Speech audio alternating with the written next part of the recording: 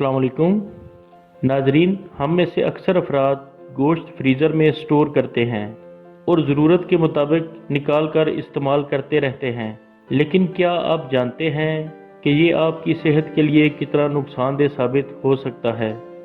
अक्सर ऐसा होता है कि इस गोश्त की वजह से सेहत को नुकसान पहुंचने पर भी हमारा ध्यान इस तरफ नहीं जाता कि ये फ्रीज़र से इस्तेमाल किए गए गोश्त की वजह से है। आए आपको इस बारे में आगाह करते हैं।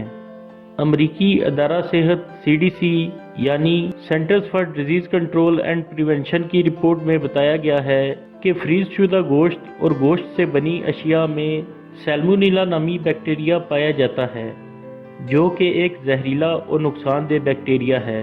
और हर दफ़ा तहकीक करने पर यही मालूम हुआ है कि फ्रीज किए गए गोश्त और गोश्त की अशिया में ये मौजूद होता है, और ऐसे गोश्त या गोश्त से बनी मसनूआत के इस्तेमाल करने से ये बैक्टीरिया मैदे और आंतों में पहुंचकर बैक्टीरियल इन्फेक्शन की वजह बनता है और आंतों को बुरी तरह मुतासिर करता है।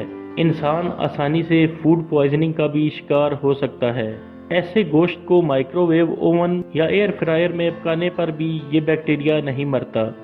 अलबत्ता रवायती भट्टी में ज़्यादा दर्जा हरारत पर पकाने की सूरत में इस बैक्टीरिया से नुकसान का खतरा कम हो सकता है।